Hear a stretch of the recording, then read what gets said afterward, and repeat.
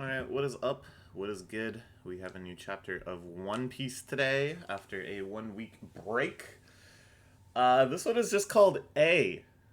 Ah, I don't know what this could mean. It may be referring to the atomic power, the A Tol M power. Maybe that's made up of like two components that we're going to learn about. I'm not really sure though, because it seems like we've sort of moved past the Mother Flame as the topic in Vegapunk's gigantic revelatory message to the world. Instead, it seems like now we're focusing a little more on what is actually lying in wait at Raftel, what it was that the Pirate King's crew discovered, and other stuff that Raleigh and the rest decided at the time to not reveal. Which makes me think that our transmission will be coming to an abrupt close soon. They figured out that it's probably being broadcast from the giant robot, which means that the five elders and all naval forces and everything they got is going to be firing a full blast at that thing.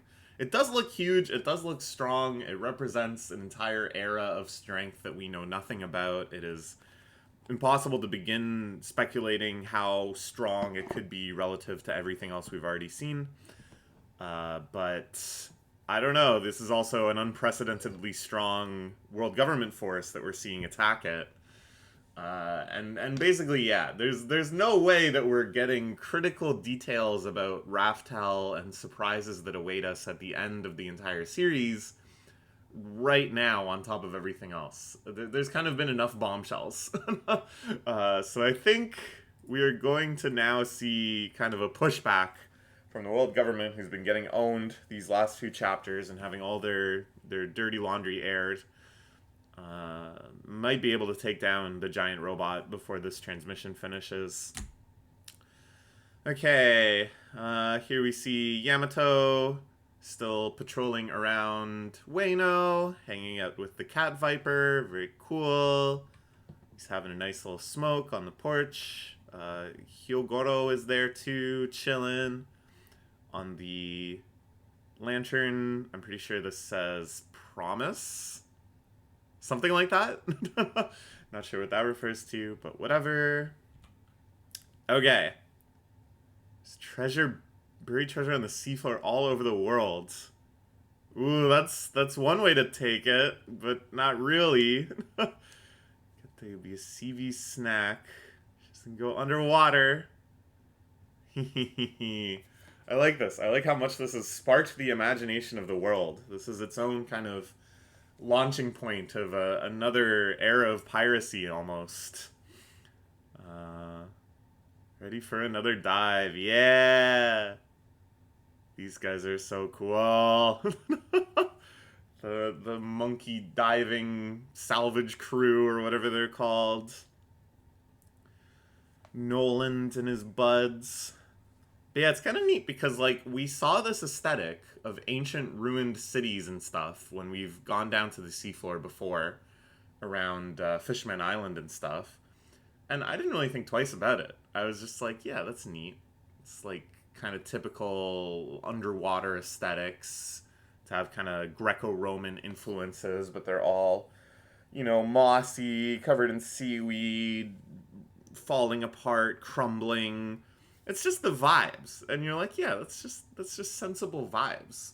But now looking back at it, it's like, okay, well, yeah, what was that? What was that? I also just really like this paneling in the middle panel where when they're talking about the sea beast snack, it's a little further up on the page, and you see a gigantic sea beast, and then talking about the mermaid, they bring the mermaid swooping in. Even though it's a static shot, there's a nice rhythm to it, a nice sense of progression. Okay.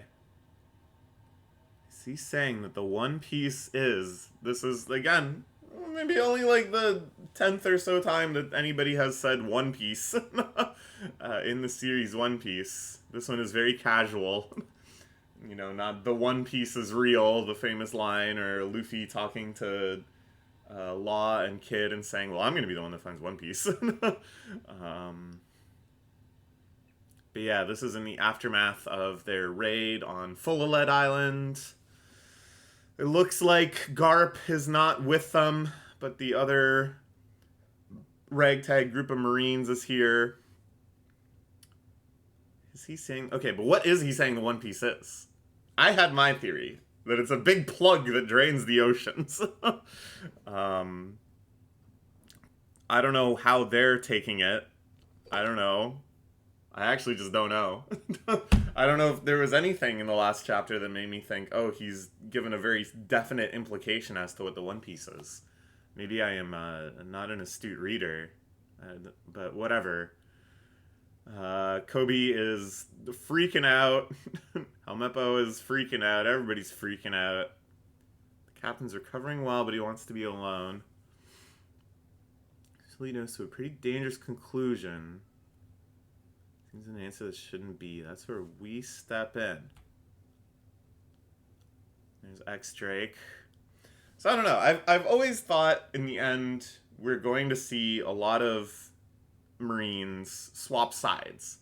That the good Marines, the Marines with a conscience, the Marines that have been ambivalent over the history of One Piece, will in the end switch loyalties and work against the world government.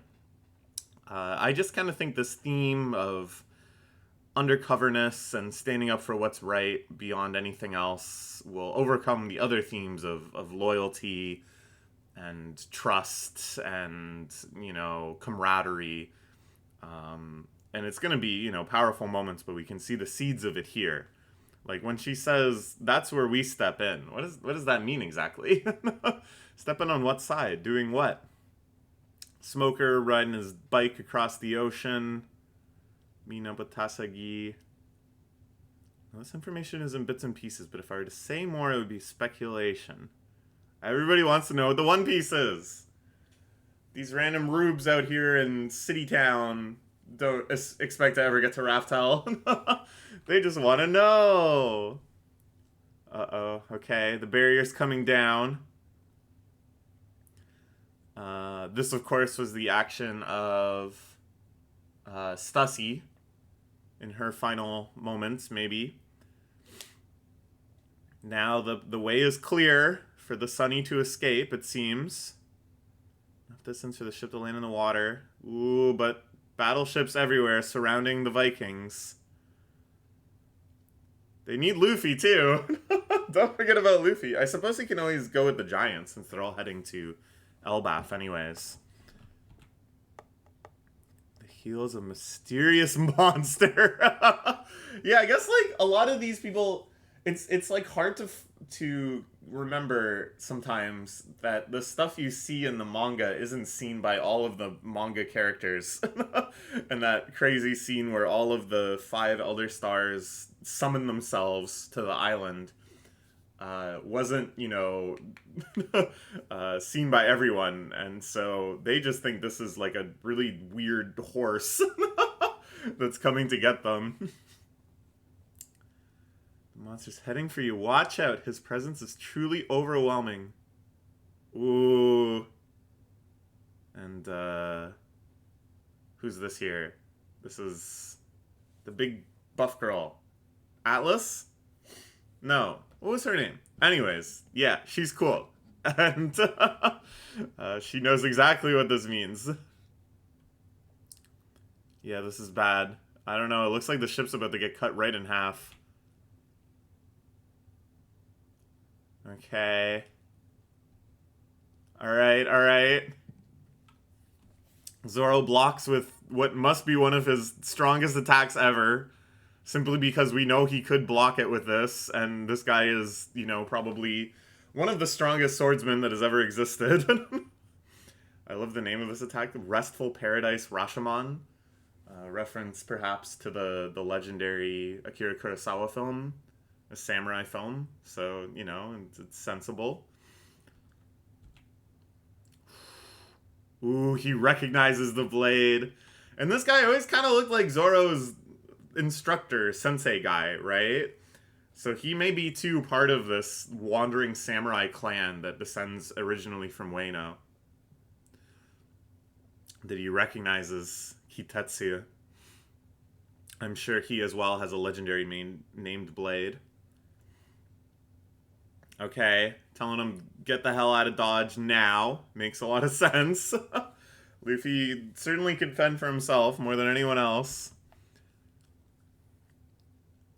Okay. The Viking ship repelling attacks.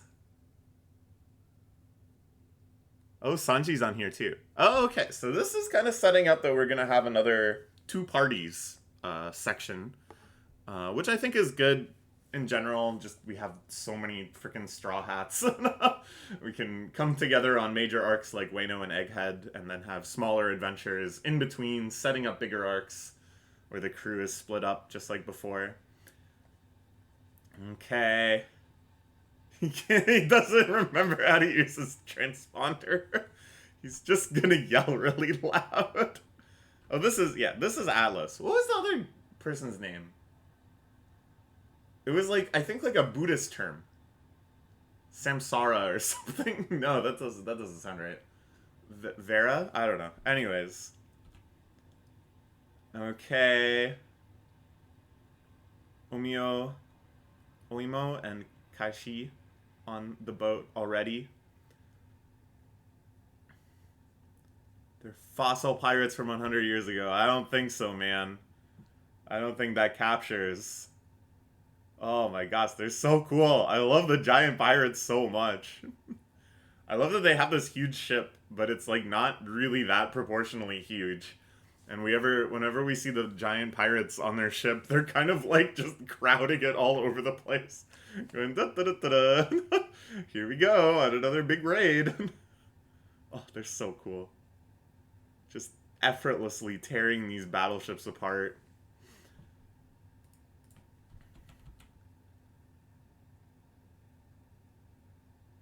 Ooh, Vice Admiral Bluegrass riding on the mechanized giant CB seahorse. Fires off a laser, puts a hole in the ship. Whoa, rock and roll blaster, she's so cool! See, there's so many freaking cool Marines, and they can't all be scum of the earth. Some of them, I think, must change sides at some point. I don't know. We'll see, I guess. Vice Admiral Dahl, very cool.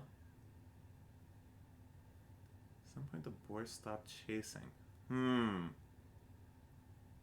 Uh-oh. Luffy is concerned about this. I think he is very correct to be concerned.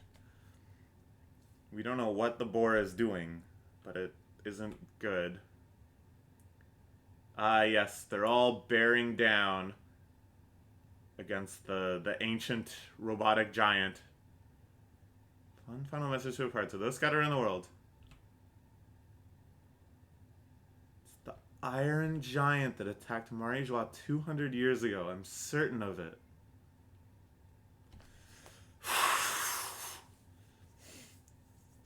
Well, this is Dragon is watching too. This is interesting. It's the first time we've seen his reaction to this whole affair. It's unclear whether this is new info for him or if the revolutionaries secretly in parallel knew all this stuff too.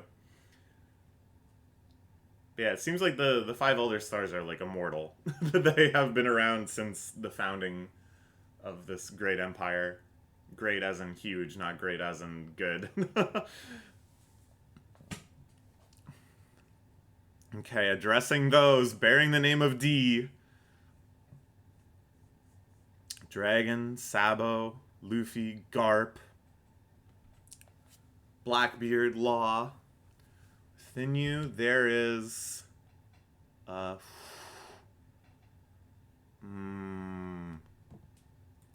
Interesting.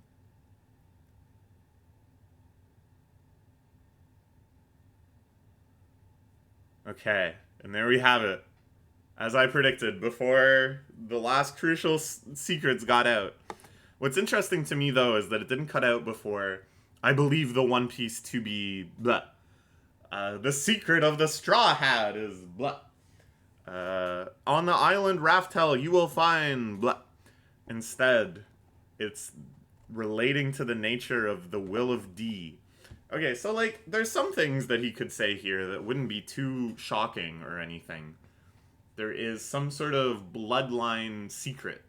Okay, like this is something that's being discussed a lot, is stuff that progresses through bloodlines and gives you powers and blah blah blah blah blah. The Buccaneer blood and stuff. These are all factors of lore that we kind of know about, we kind of don't. But I feel like that's not enough. That's not as shocking enough. That's just kind of like, yeah, probably something like that. And moreover, I really don't think it was going to be some sort of like metaphorical thing, some sort of there is a will to revolutionize against the government. It's like, yeah, we've been seeing that firsthand. So, what could it be? Now, I did see one theory on Reddit once that I found actually pretty compelling, that the D stands for drum, because a lot of the first names of people with the letter D, it does kind of work out as a type of drum. Like a monkey drum is like a kid's toy. The Trafalgar drum is apparently a ceremonial drum used in some ceremonies. Rox D Zebek, the rock drum, you know, like in a rock band. I broke down all of them, and there was like a pretty high hit rate of it being a sensible type of drum, looking at the name as a whole. And of course, when Luffy transforms into Gear 5, what we hear is the drums of revolution, which has come up again as well in the Kuma flashback. He talks about those drums. And it seems like it was some sort of rallying cry from the old world, from this ancient kingdom that was made extinct. So inside you there is a drum that everyone, even though obviously Gear 5 is like the Nika fruit and he's becoming the sun god Nika and stuff, that all of them have some other thing that comes through with the drums of revelation when they start playing them internally or whatever. I don't know. We don't get to know. And it's clear that we're not just going to find out, like, next chapter.